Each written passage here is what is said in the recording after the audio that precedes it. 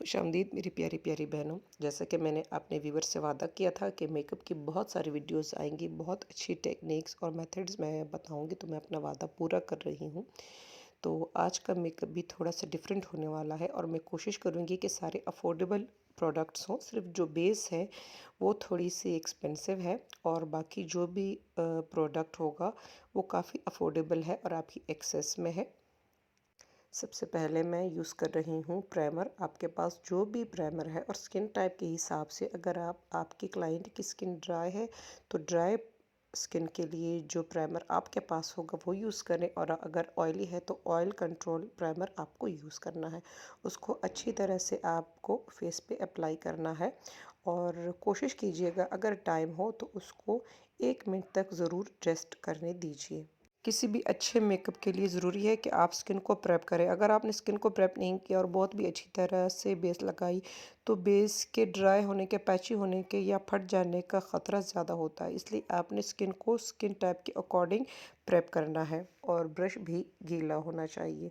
इस बेस की ख़ासियत ये है कि एक तो इसकी जो एप्लीकेशन की टाइमिंग है वो कम होती है, बहुत अच्छी तरह से लग जाती है। दूसरा, बहुत ज़्यादा आपको स्किन को कैमोफ्लेज या कंसील नहीं करना पड़ता। दूसरी बात ये कि अगर इसके अप्लाई करने के बाद आप अगर कॉम्पैक्ट या कोई भी सेटिंग पाउडर यूज़ ना भी करें तो ये इसी तरह से सेट हो जाती है। कोई भी वाटर बेस फाउंडेशन जब आप यूज़ करते हैं तो उसके लिए आपको ये है कि ज़ाहिर है कि आपको अपने ब्रश या स्पंज को गीला करना होता है। दूसरी बात ये कि आपकी एप्लीकेशन फ़ास्ट होनी चाहिए और उसकी सेटिंग और टैपिंग आपको फ़ास्ट करनी है। अगर आप उसको ज़्यादा टाइम के लिए छोड़ दोगे और आप टैप नहीं करोगे तो वो उसी तरह से सेट हो जाएगी, और फिर अगर आप उसको सेट करना चाहो तो ज़ाहिर है कि आपको फिर थोड़ा सा गीले स्पंज की मदद से उसको दोबारा टैप करना होगा। लेकिन ज़ाहिर है कि वो बहुत ज़्यादा आपके लिए मुश्किल भी हो जाएगी और हो सकता है कि आपसे दोबारा सेट भी उस तरीके और फिनिशिंग से ना हो।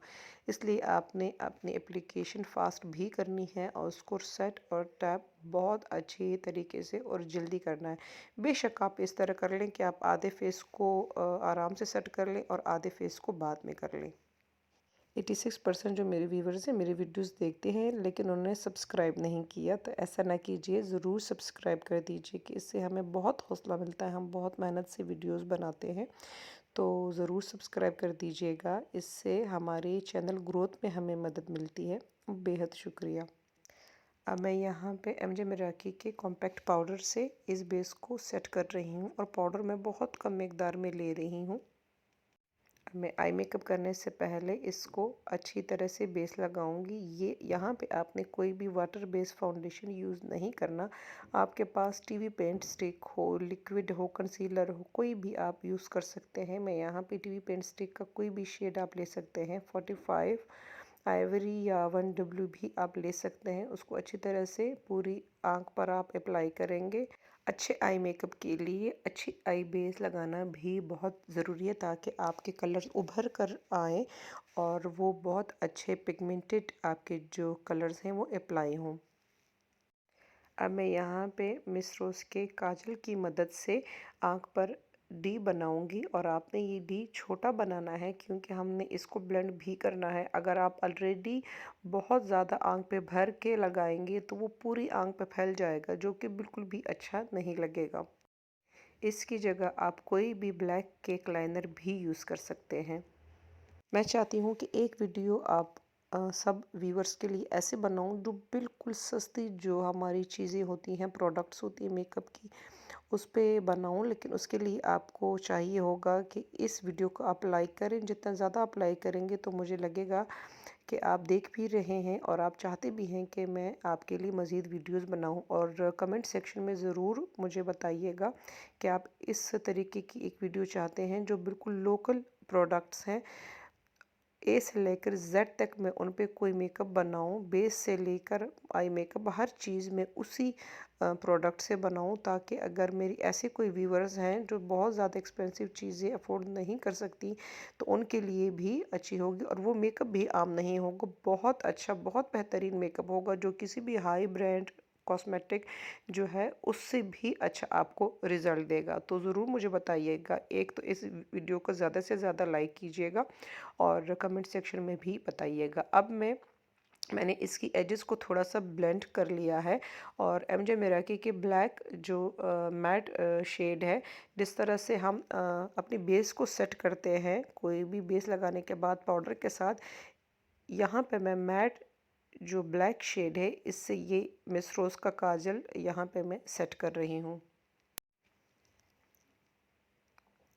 और यहाँ पे पाकिस्तान का नंबर 1 आई शेड जो है ग्लैमरस फेस, उसमें मैं ये ग्रीन शेड ले रही हूँ। आप अपने ड्रेस के हिसाब से कोई भी कलर, पिंक, ब्लू, कोई भी कलर अपने ड्रेस के हिसाब से या अपने चॉइस के हिसाब से इस तरीके से उठा के आपने डिपॉज़िट करना है।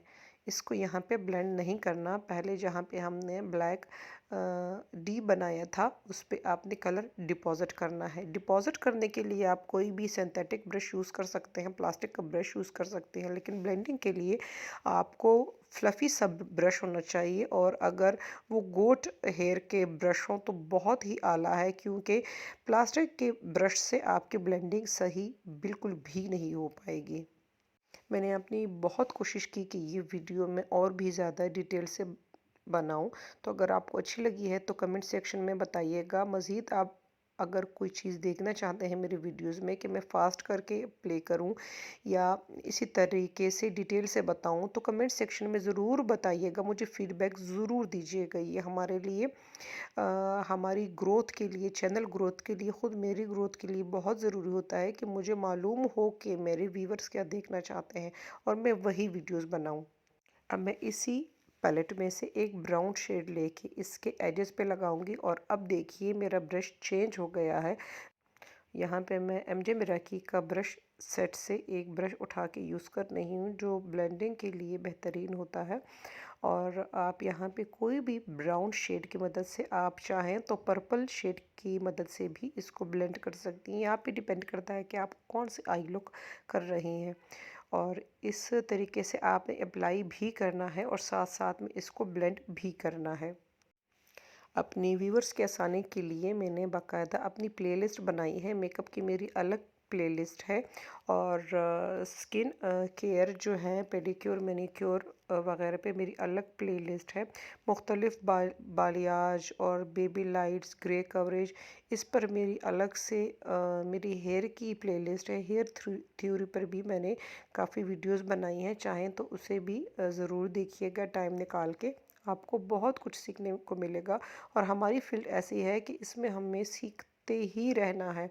यकीन जाने मैं सिखा भी रही हूँ और मैं सीख भी रही हूँ। और आप जब क्लासेस ले रहे होते हैं तो आपने हमेशा अपनी टीचर या ब्यूटिशियन को एक वर्ड कहते हुए सुना होगा कि न्यूट्रल ब्रश। न्यूट्रल ब्रश का मतलब है कि आपका जो ब्रश है उस पे कोई भी कलर नहीं लगा हुआ। तो अगर आपके पास ऐसा कोई ब्रश है जिस पे ऑलरेडी बहुत ज़्यादा कलर हुए हैं और आपके पास टाइम नहीं है उसको साफ़ करने का, तो मैं आपको टिप देती हूँ कि आप अपने पास टेल्कम पाउडर ज़रूर रखिएगा। और वो जो ब्रश आप उसी टाइम टेल्कम पाउडर में आप डिप करेंगे और उसको फिर डस्ट ऑफ करेंगे तो उससे सारा कलर निकल जाएगा और वो न्यूट्रल ब्रश बन जाएगा। ब्लेंडिंग के लिए मैं जो यहाँ पे ब्रश यूज़ कर रही हूँ उसका रिव्यू मैं अपने चैनल पे शेयर कर चुकी हूँ, आप ज़रूर इसको देखिएगा। ये बहुत ही फ्लफ़ी ब्रश है और इससे ब्लेंडिंग बहुत ज़्यादा अच्छी होती है। अब मैं इनकी इनर कॉर्नर को सिल्वर शेड जो है मेटालिक ग्लैमरस फेस का, उससे हाईलाइट करूँगी। मैंने वीडियो के शुरू में ही बताया था कि मैं इस वीडियो में बहुत ज़्यादा सस्ती प्रोडक्ट्स के साथ काम करूँगी। तो ये जो ब्राउन पेंसिल है ये मेरे पास सबसे सस्ती वाली पेंसिल है और इससे मैं आपको आईब्रोज़ बनाना सिखाऊंगी। लेकिन इसमें मैं आपको ये टिप देती चलूँ कि इसमें आपने जो आईब्रोज़ हैं उसके एजेस बनाने हैं, लेकिन फिर आपने ब्रश की मदद से ही इसको करना है। इस तरीके से आपने नीचे की लाइन भी पेंसिल से ड्रॉ करनी है और ऊपर की लाइन भी पेंसिल से अच्छी तरीके से ड्रॉ कर ली और फिर आपने किसी भी ब्रश की मदद से उसको फिल भी करना है। और आप ब्राउन जो शेड है क्रिस्टीन का या कोई भी, उसकी मदद से आप इसको फिनिशिंग दे सकते हैं। मेरा मानना है कि हम ब्यूटिशियन बहनों को हर मेथड सीखना चाहिए। फिर आपका हाथ जिस मेथड पर बैठ जाए बेशक आप उसी को फॉलो करें, लेकिन मेथड आपको हर एक सीखना चाहिए। और मेरी भरपूर कोशिश होगी कि मैं आपको हर मेथड जो है, चाहे वो बेस का हो चाहे आईब्रोज का हो, हर चीज़ का हो, सिखाऊं। फिर आप अपनी सहूलत के हिसाब से और अपने प्रैक्टिस के हिसाब से कोई एक मेथड लेके उस पर अपनी प्रैक्टिस करें। अब हम कोई भी ब्रश लेंगे और इसको बीच में से फिल भी करेंगे और इसको नीट भी करेंगे। अगर आपको ज़रूरत हो तो आप बाकायदा कोई भी ब्राउन शेड जो है उसको लेके, जैसे क्रिस्टीन का ब्राउन शेड है, उससे इसको फिल कर सकते हैं। इससे आपकी नीटनेस भी आएगी और आपकी आईब्रोज बहुत अच्छी बनेंगी।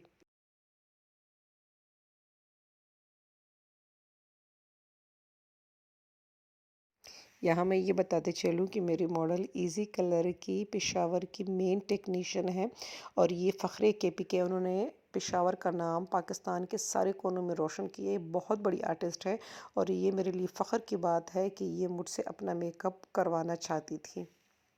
अल्लाह का ख़ास करम है मुझ पे, इतने बड़े बड़े मेकअप आर्टिस्ट और इतने बड़े बड़े नाम जब भी मेरा मेकअप देखते हैं तो वो ये ख्वाहिश ज़ाहिर करते हैं कि आप हमारा मेकअप कर दीजिए। तो इस वीडियो के ज़रिए से मैं मैम ज़ोया का बहुत शुक्रिया अदा करना चाहती हूँ, उन्होंने मुझे इतनी इज़्ज़त बख्शी।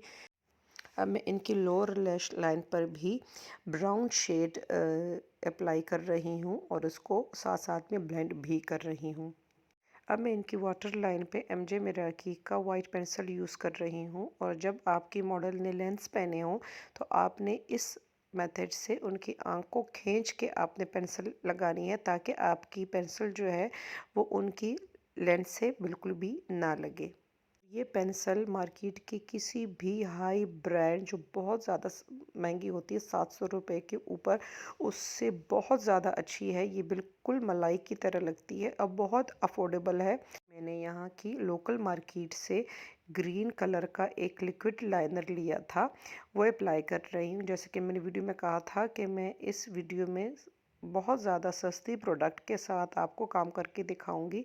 तो आप, अगर आपके पास इस तरीके का लिक्विड लाइनर ना हो तो कोई भी ग्रीन पेंसिल यूज़ कर सकती हैं। अब मैं लोकल मार्केट से ही लिया हुआ एक ग्लिटर यूज़ कर रही हूँ। आजकल मार्केट में इस तरीके के बहुत ज़्यादा ग्लिटर मिलते हैं, तो आप उनको ज़रूर ट्राई कीजिएगा। लेकिन कोई भी चीज़ हमेशा क्लाइंट पे आपने डायरेक्ट यूज़ नहीं करनी, उसकी आपने प्रैक्टिस भी करनी है और आपने बार बार ख़ुद पे यूज़ करके उसको देखना है कि उसकी एप्लीकेशन कैसे होती है। अब मैं इनको लैश लगा रही हूँ। इंशाल्लाह मेरा इरादा है कि नेक्स्ट जो वीडियोस हैं मैं अलग से वीडियोस बनाऊँ कि मुख्तलिफ जो लैशेज़ हैं वो आप कैसे अप्लाई करेंगे, और 3D लैश अगर आपके पास नहीं है तो ख़ुद से आप कैसे बनाएंगी, तो वो भी मैं आपके साथ ज़रूर शेयर करूँगी। लैशेस पे गम लगाने के बाद आपने डायरेक्ट उसको आँख पे अप्लाई नहीं करना, उसको थोड़ा सा टाइम आपने देना है ताकि वो जब स्टिकी फॉर्म में वो ग्लू आ जाए तभी आपने उसको आँख पे अप्लाई करना है। और जब आप इसको अप्लाई करेंगी तो आपने बाकायदा अंदर की तरफ उसको दबाते रहना है और ऊपर की तरफ, ताकि लैशेस झुकी झुकी ना हो और आँख खुली लगे। क्रिस्टीन की कंटूर पैलेट से इनकी हम कंटूरिंग करेंगे। और ब्रश रखकर अगर आप कंटूरिंग करते हैं तो अव्वल तो इसका ये फ़ायदा होता है कि आपको बहुत अच्छी शार्प लाइन मिलती है। दूसरी बात ये कि आपके दोनों जो साइड हैं उसकी एक जैसी कंटूरिंग होती है। यहाँ पे जो ब्रश है वो कान के बीच में से मैं रख रही हूँ ताकि इनकी जो फेस की लंबाई है वो थोड़ी कट हो और थोड़ी वर्टिकल लाइन आए। और 2 उंगलियों के फासले से नीचे आपने इस मेथड से आपने नीचे भी इनकी कंटूर कर देनी है और इससे इनका फेस काफ़ी स्लिम हो जाएगा और इसकी लंबाई कम हो जाएगी। दूसरे साइड पे भी आपने उसी मेथड से ब्रश रखना है कान के बीच में से लेकर लिप्स तक, और उसी मेथड से आपने 2 उंगलियों के फासले से इनके नीचे जॉ लाइन भी कंटूर कर देनी है। इससे इनका चेहरा स्लिम भी लगेगा और इसकी जो लंबाई है वो भी काफ़ी हद तक कम हो जाएगी। और आपने ये जो लाइन है इसको इसी तरह नहीं छोड़ना, बाकायदा ब्लेंड करना है। नोज़ की जब आप कंटूरिंग कर रही हो और क्लाइंट के राइट साइड पे आपने कंटूरिंग करनी है तो आपको बाकायदा क्लाइंट के राइट साइड पे खड़े होना पड़ेगा और आपने एक शार्प लाइन बना के नहीं छोड़नी, उसको ब्लेंड करना है। जहाँ-जहाँ ज़रूरत हो ना कि कंटूरिंग पे वहाँ-वहाँ आपने उसकी अच्छी तरह से कंटूरिंग कर देनी है।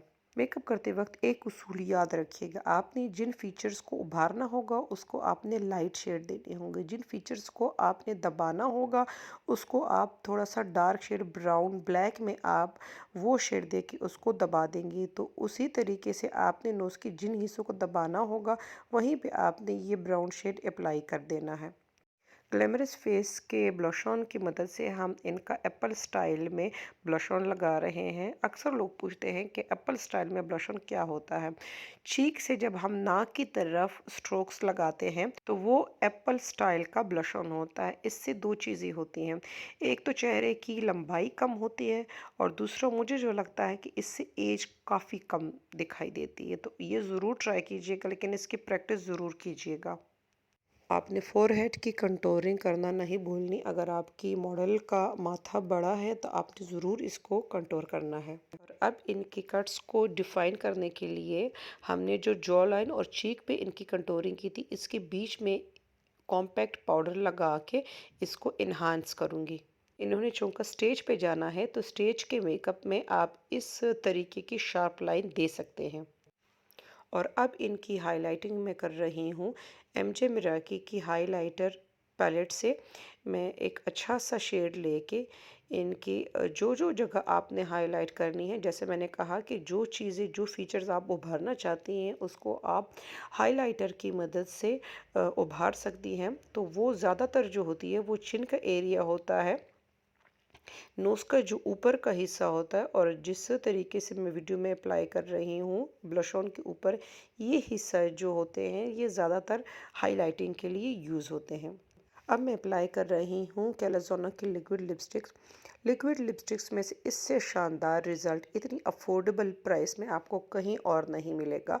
मैं अपनी ब्यूटिशियन फ्रेंड्स को सजेस्ट करूँगी कि इसके कम से कम 3 शेड्स अपने पास ज़रूर रख लें। एक रेड, पिंक और कोई सा भी न्यूड शेड इनके ज़रूर अपने पास रख लें। रिज़ल्ट इसका आउटस्टैंडिंग है और कीमत बहुत ज़्यादा अफोर्डेबल।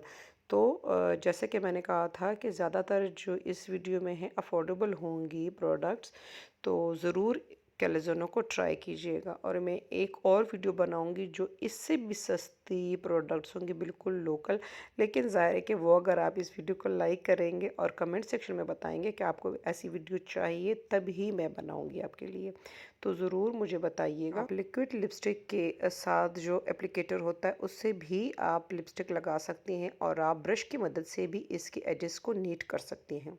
लिपस्टिक लगाते हुए अगर आप थोड़ा सा मैसअप कर जाएं तो आपने घबराना बिल्कुल भी नहीं है। आपने कोई भी बारीक ब्रश की मदद से कंसीलर लेके उसको नीट कर देना है। अगर आपके पास कंसीलर नहीं है तो लिक्विड जो आपके पास कोई भी बेस होगी उससे भी आप अपनी लिप्स को नीट कर सकते हैं।